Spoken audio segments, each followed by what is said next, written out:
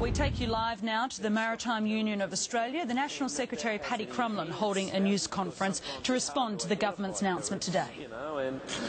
Intelligence in that area is very specific. Criminal intelligence, that shouldn't be a substitute between lazy crime fighting or just having a political process to things. That's it.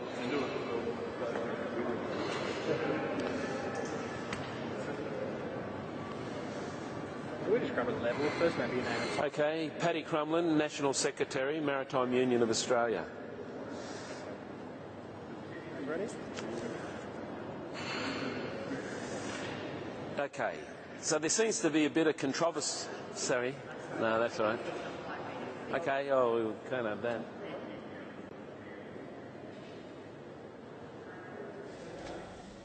We're just waiting for the media to be ready to talk to the National Secretary of the Maritime Union of Australia, Paddy Crumlin. There's a controversy around this morning in regards to the Minister's statement following from the release of a Polaris report, which we haven't been through, which is specifically in regards to crime fighting here in the state of New South Wales.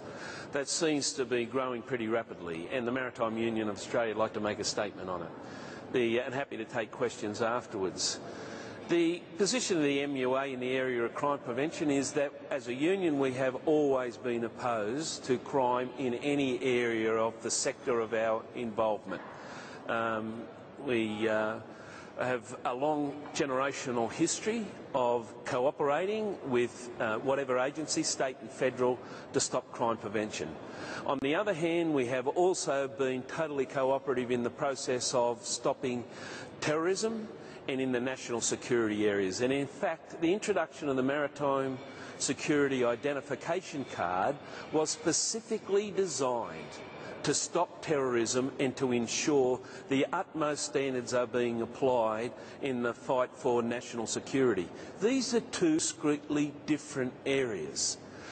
In the area of national security, sometimes the issue of criminality may not be attached, and intelligence is an important factor in identifying risk. In the area of crime fighting, it is absolutely essential that we have regards to the law of the land and the due process. And that due process is you are innocent until proven guilty. And we will not be compromising in any way our cooperation in crime fighting in this important part of the overall sector that we have some influence. In regards to the overall report, it has weaknesses in itself. It identifies that large areas, even in security, aren't covered by MSIC. That's quarantine, customs, private management, private security firms. That's where the high risk is. It's not a handful of waterside workers, and let's get this into perspective, that are under 24-hour CCTV scrutiny, that are based on merit-based selection processes by their employers, that currently have MSIC screening. They aren't the high-risk areas. The high-risk areas in import-exports are in those other areas not covered by MSIC, in those other areas not under scrutiny, in those other areas not under surveillance, and we will be doing and making our best efforts to cooperate and assist in that area.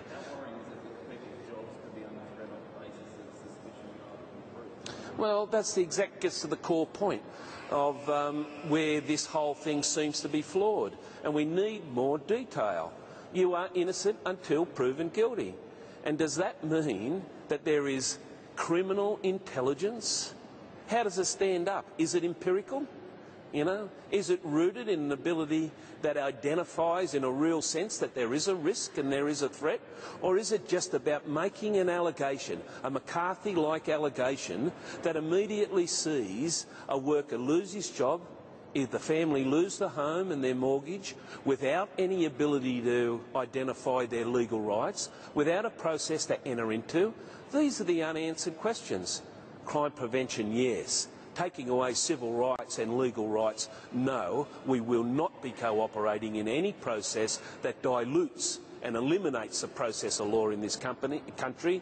This is about increasing and enhancing the application of law, not taking it away from law-abiding Australian working men and women that are citizens and residents. If your members are law-abiding Australian citizens, and if all of them are, then surely they've got nothing to worry about, because there'd be no serious criminal suspicion of any of them, right? Absolutely. Well, that's right, and we're quite confident that any process, of course, from time to time there will be infiltration into an import-export sector, and you need to identify those areas of high risk. We are not in an area of high risk. The high-risk areas, for example, are in the 30% of Australian ships manned by foreign seafarers, permanently trading between Brisbane, Sydney and Melbourne, that have no background checks from the Ukraine, from Russia, from the Philippines, from countries all over the world, with no criminal checking, with no intelligence, not covered by MSIC cards. They are a high-risk area that Polaris ignored. And when we entered into a long conversation about how to cooperate in the process of crime prevention, those areas of high risk have been studiously avoided, both by Polaris and also by the Minister this morning, and they need addressing. The dock workers are the gatekeepers though, right? If there is anything being traded from those men at sea, it's going to be coming through these dock workers, so any kind of extra security, surely that can't be a bad thing. Well, security isn't a bad thing, and we've, as I said, indicated and entered into a process with the Maritime Security Identification Card that includes background checking, that is specifically designed to remove terrorism. We're not afraid of proper and orderly approach of surveillance. Well, as I indicated before, Australian dock workers are under CCT surveillance 24 hours a day because of the sensitive nature of their job. And so we have nothing to hide. But we are not entering into a process that isn't transparent, isn't properly structured, and at the fundamental core, recognises and enhances the individual rights that you are innocent until proven guilty. That is fundamental to the application of the Australian legal system, and it must be fundamental to the application of this crime prevention initiative today. Organised crime is right on the forefront, and the union is your union. That's the National Secretary of the Maritime Union of Australia, Paddy Crumlin. You can continue to watch this news conference coming to you from Trades Hall in Sussex Street in Sydney. That's live on Sky News Multiview. Just press red on your remote and go to our Sky News Multiview service. Now, of course,